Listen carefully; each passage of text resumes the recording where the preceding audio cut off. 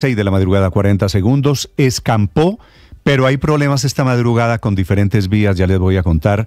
Un gusto saludarlos en este amanecer, hoy es 15 de mayo, felicitaciones, es el día del profesor y es el día de San Isidro Labrador. El presidente Petro anuncia que irá él personalmente ante Naciones Unidas a denunciar que el Estado colombiano, al cual él representa, el cual él dirige, irá a denunciarlo con el argumento de que ese Estado está incumpliendo el acuerdo de paz con las FARC. Como si no fuese su responsabilidad, el presidente habla del Estado colombiano como un tercero y anticipa que por ese incumplimiento vendrá en Colombia un derramamiento de sangre, que es la misma tesis con la que viene amenazando hace rato de estallidos sociales y de más guerra en Colombia. Como si no fuera este gobierno el que en 2 años no ha expedido la política de cumplimiento del acuerdo de paz, que acabó con la Consejería para la Estabilización, que debilitó el programa de desarrollo con enfoque territorial, que acabó con la interlocución con las regiones y que acabó con el programa de sustitución de Coca. El presidente dice ahora que va a ir a Naciones Unidas seguramente a denunciar también lo que él no ha hecho en este tema en Colombia. El presidente basa su teoría en 3 incumplimientos, dice que no ha habido reforma agraria, que no se ha transformado el territorio porque las vigencias futuras se siguen invirtiendo en vías 4G y que la JEP no es tribunal de cierre, ni de justicia, ni de verdad, ni de reparación, que es una teoría que le comparte de inmediato Timochenko, el hombre de las FARC que firmó en el 2016 el acuerdo en el que seguimos metidos desafortunadamente. Estas son las batallas de nunca terminar en Colombia.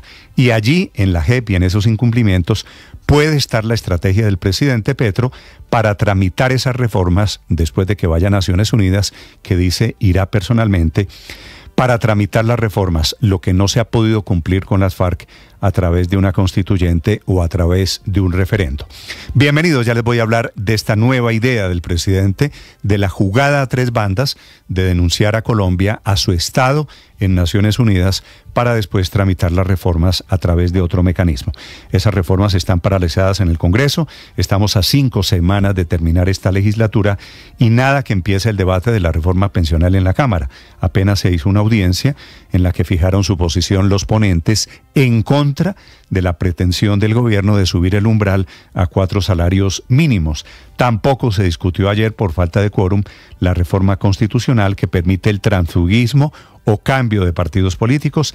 Sigue enredado el último debate en la Cámara del proyecto que prohíbe las corridas de toros y las peleas de gallo. Lo único que se aprobó fue un proyecto ya convertido en ley, pasa a sanción presidencial, que obliga al Ministerio de Ambiente a esterilizar perros y gatos abandonados. Es lo único que ha tramitado el proyecto.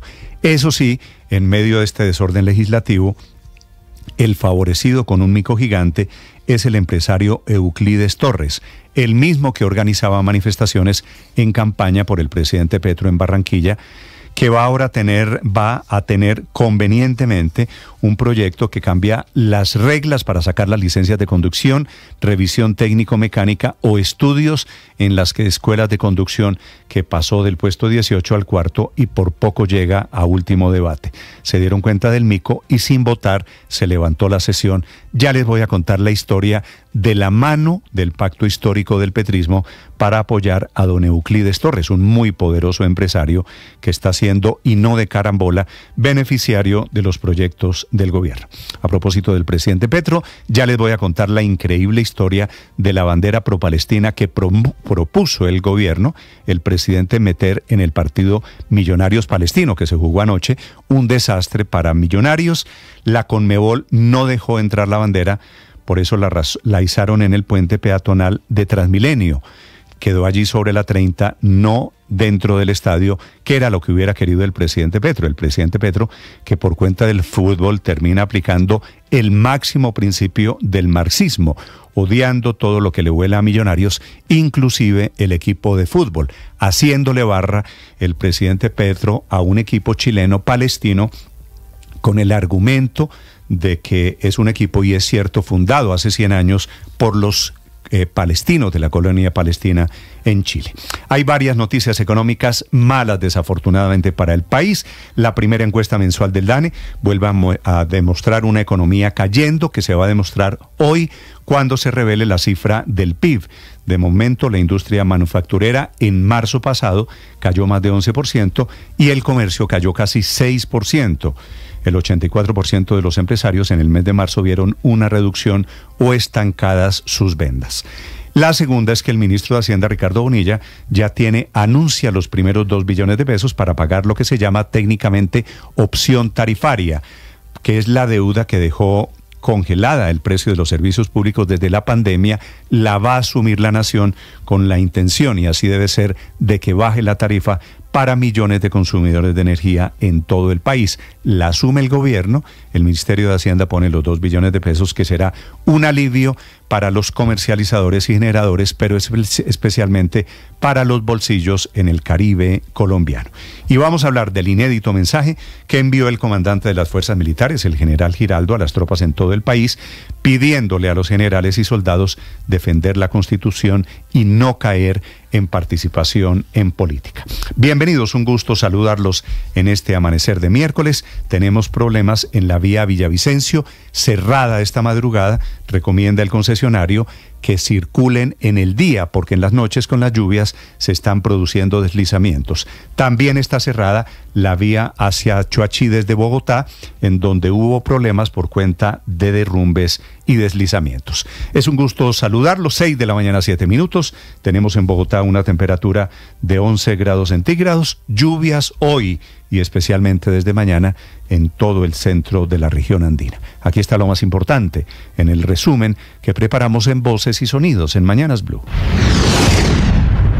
Nos va a tocar ir a las Naciones Unidas, cada 3 meses hay que ir, pero esta vez va a ir el presidente de la República y va a tener que decir definitivamente el Estado de Colombia no quiere cumplir el acuerdo de paz que firmó. Esta es la controvertida declaración del presidente Gustavo Petro, en donde advierte que asistirá ante las Naciones Unidas para denunciar que el Estado colombiano no quiere cumplir el acuerdo de paz que firmó en el año 2016. Es una declaración en contra de la JEP, pero también a favor de algunas de sus reformas sociales. No puedo decir mentiras. ¿Qué consecuencias tiene eso? Yo creo que graves. La incredibilidad del Estado colombiano ante el mundo. Sobre esta declaración habló precisamente Emilio Archila, que fue el consejero presidencial para la consolidación y estabilización durante el gobierno del expresidente Iván Duque. Dejamos a las víctimas con la ley renovada, con 10 años más para poder seguir trabajando con ellos. Logramos que hubiera una diferenciación entre todos los colombianos y los zampones, y eso se está borrando.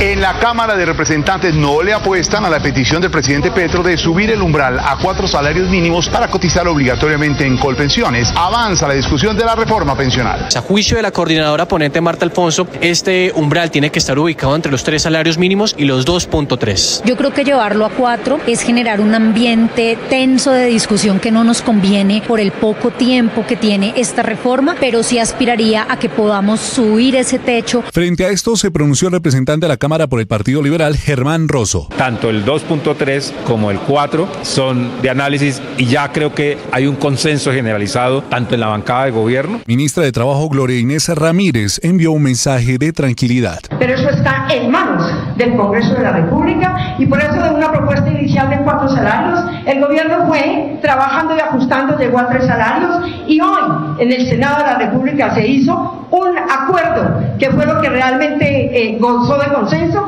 y era que era de 2.3 salarios mínimos y ahí estamos trabajando.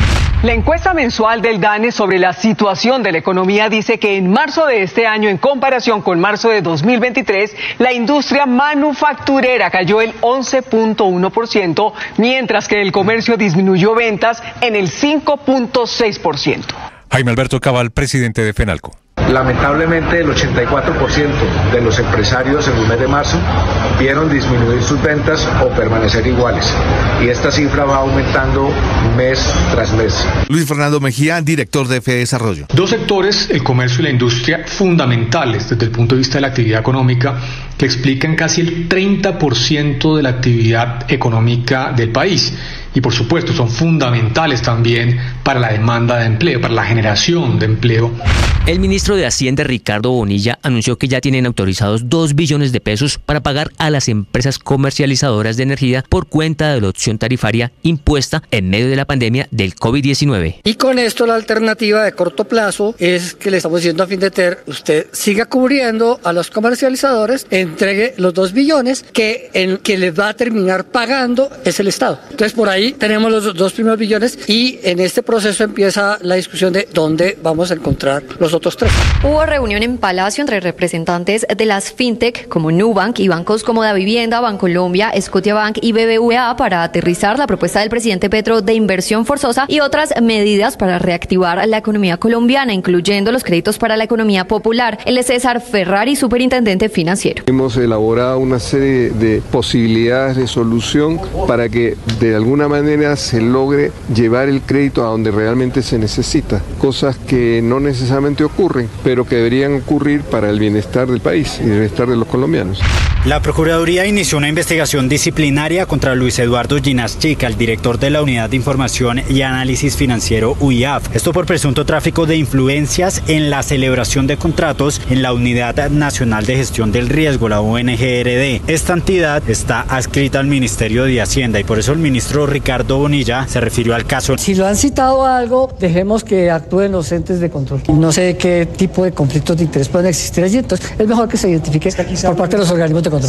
El comandante de las fuerzas militares, el general Helder Giraldo, envió un mensaje a sus tropas donde insiste en su deber de defender la Constitución y no caer en la participación política. Hasta el momento esto no pasaba de ser un pequeño ruido de un lado o del otro, pero pareciera que las palabras del general Giraldo significan que el ruido ha llegado mucho más profundo de lo que algunos creíamos. También se pronunció el senador Hernán Cadavid. Entiendo lo de la democracia, pero el reclamo se lo debería hacer es al presidente de la República, que es el que ha incorporado a las fuerzas militares en esos discursos de agitación desafortunados.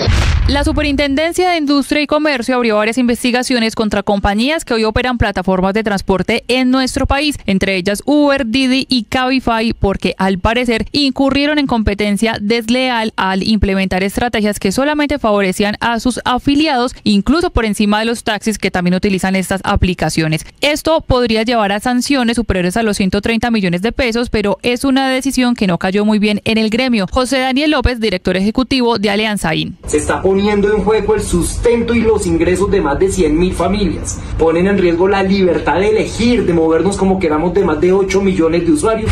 Esta madrugada se cayó un gigantesco árbol en el kilómetro 2.5 de la vía que conduce de Bogotá a Choachí, producto de las fuertes lluvias que han caído en las últimas horas, que esas ramas arrancaron prácticamente todo el cableado de alta y de media que está en la mitad de la vía, y los bomberos oficiales con el personal de Codensa están trabajando para restablecer nuevamente el paso de los vehículos, porque ya hay trancón aquí en este punto al oriente de la capital del país.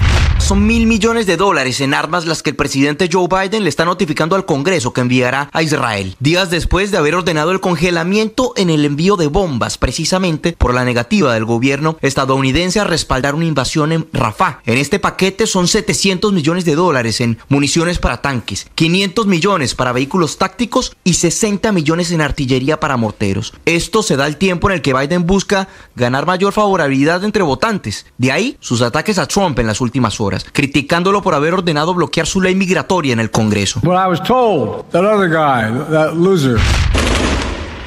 Esta mañana drones israelíes asesinan a un alto comandante de Hezbollah en el Líbano, mientras, pese a la condena internacional, las tropas israelíes entran en los distritos residenciales de la sureña ciudad de Rafah, en Gaza. Allí todavía permanecen cientos de miles de civiles que no reciben ayuda humanitaria desde el pasado 9 de mayo. Junior venció 1-0 a Liga de Quito en Copa Libertadores y acaricia la clasificación a octavos de final del certamen. Hay que seguir, hay que tener los pies sobre la tierra y ojalá que podamos conseguir más victorias. Medellín empató en Sudamericana, al igual que Millonarios, quien no se sacó diferencias con Palestino y se quedó por fuera de Libertadores. Miguel Ángel Borja anotó los 2 goles de la victoria de River Plate ante Libertad. Estás escuchando Blue Radio.